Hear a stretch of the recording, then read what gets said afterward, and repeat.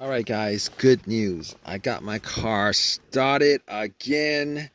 It's running fine now. Awesome. All right, let me tell you guys what happened, all right? So basically, yesterday I was parked at a Wendy's, right? Went in to get some uh, crispy chicken sandwiches, came out. I was like ready to go. Try to turn on my car. I not only parked it for like freaking I don't know, like maybe like 10 minutes at most. I was like trying to get it started and it didn't start. It didn't start. I was like, what happened? What happened? It didn't start. It's like I got in, right? The remote worked. I got in. Everything else worked normally. I heard all the chimes, the rings, and everything. And radio blasted. Well, not blasted, but the radio was on. Low motor was blowing. The dash, everything worked. And I was like, oh man, it's not starting, it's not cranking. What's happening? I heard nothing except for a click. Didn't hear anything but a click. So it started worrying me. I was like, oh, okay. I was inside for 10 minutes. I left it, turned it off. Left it for 10 minutes, and now it's not cranking. I was like, possibly. Let me try it a couple of times. Try to turn it on a couple of times. Trying to turn on 10 times.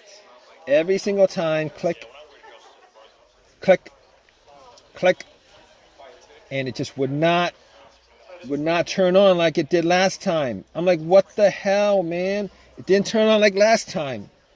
Because this isn't the first situation that this happened, because I had at least a couple of situations over the last couple months where I wasn't able to get it to crank. Same scenario. Everything worked except it wouldn't turn over. I'm like, it wouldn't turn over. But every single one of those times, the last couple of times, after like maybe like 5-6 different tries, I was able to get the car started. I was like, probably some battery issue. I'm not sure. But it turned over. I'm not going to investigate it too much. Right? So I was like, it turned, once it turned over, and then it worked good for maybe a couple of weeks, and then it did it again, and then was able to turn on. I'm like, oh, okay.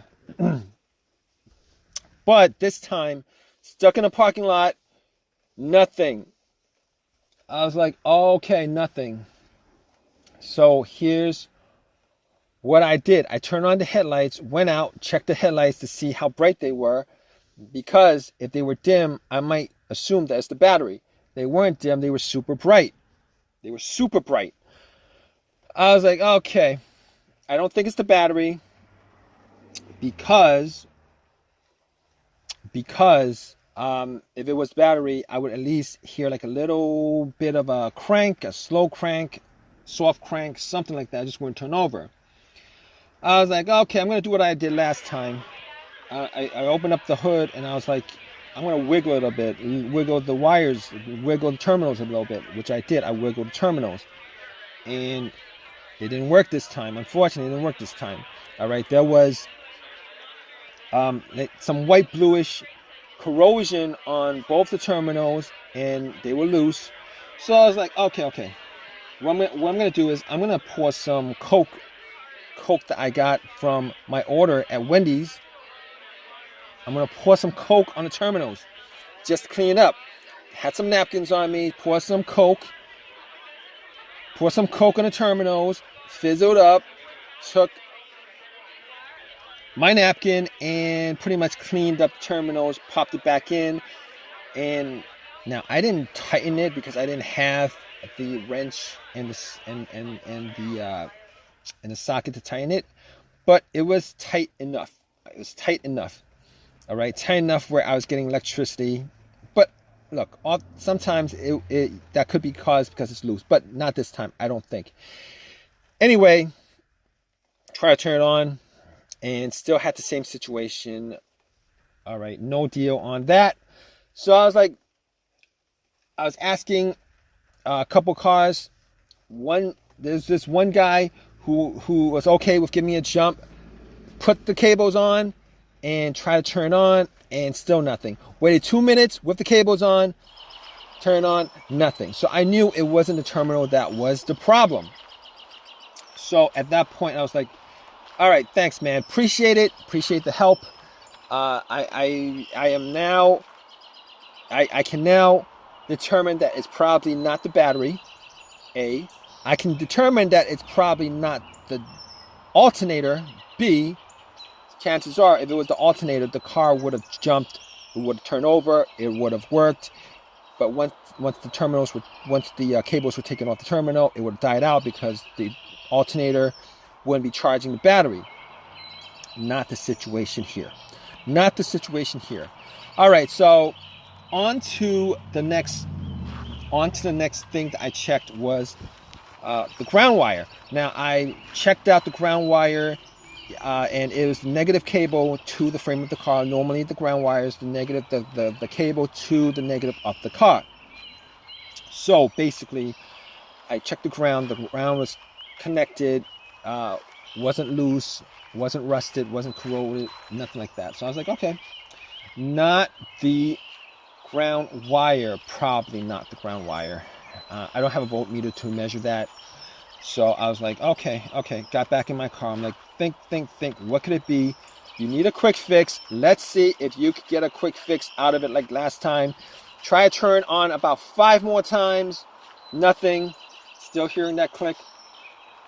Got a bit fainter as I tried it. All right, so let's see what kind of easy fix I have left. So I was thinking, maybe it's the fuses, maybe it's the relays. So first thing I was like, maybe it's the relay. But here's the thing about it. Most of the time, if you hear a click, it's probably not the relay. It's probably not the relay because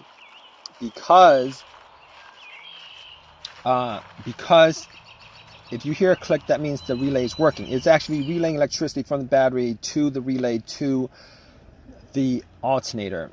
For the most part, it means that it's working. So I had to rule that out.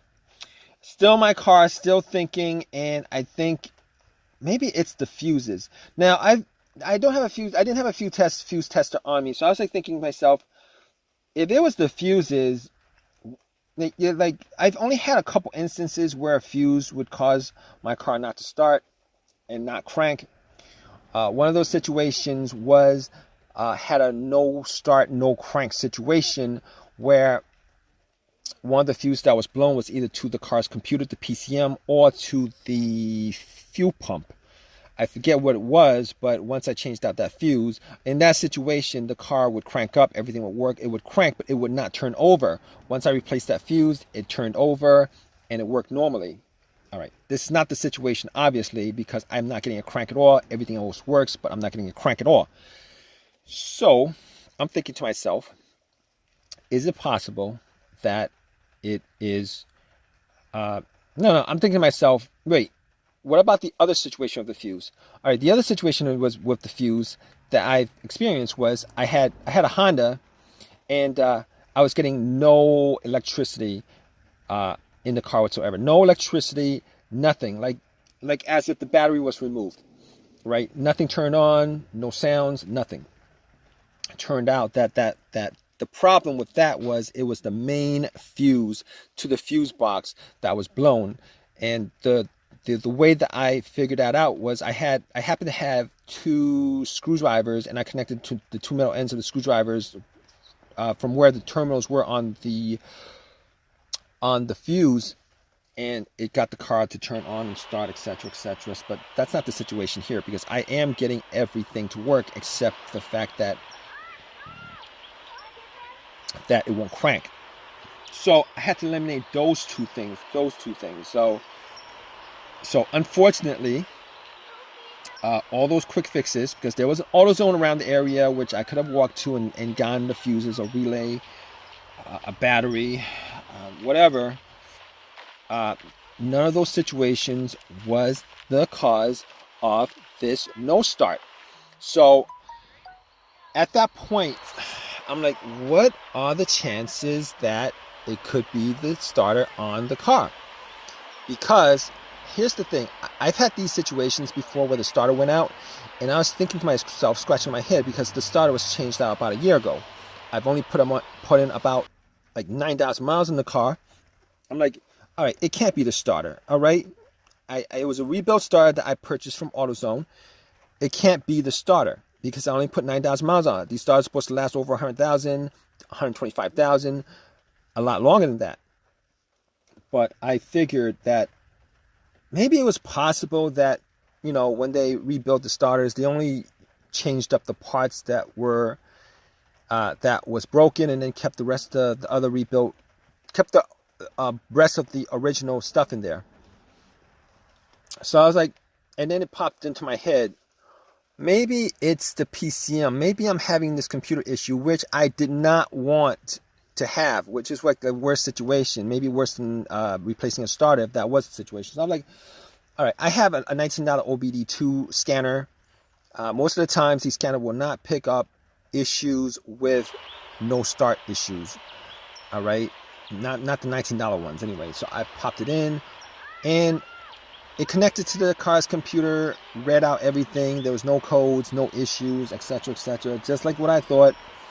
And figured out that it was not the car's computer that had any kind of issue connecting to the rest of the car.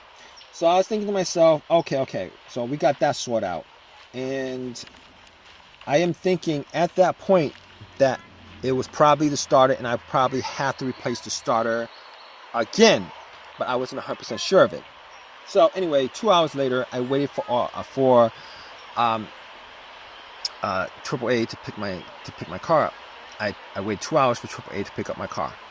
All right, AAA picked up my car and had it towed to my house, where I went through all the different steps of checking out all the fuses, the relays, the grounds, just double checked on all those things that I knew probably was an issue. Tried bumping checked out the voltage on the battery, which was 100%. It was like 12.6, 12.7 volts.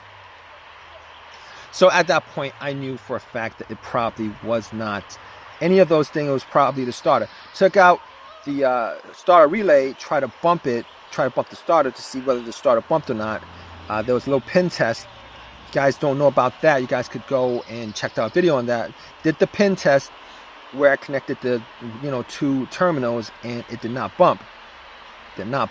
Once it did not bump, I was like 99% sure it was a starter.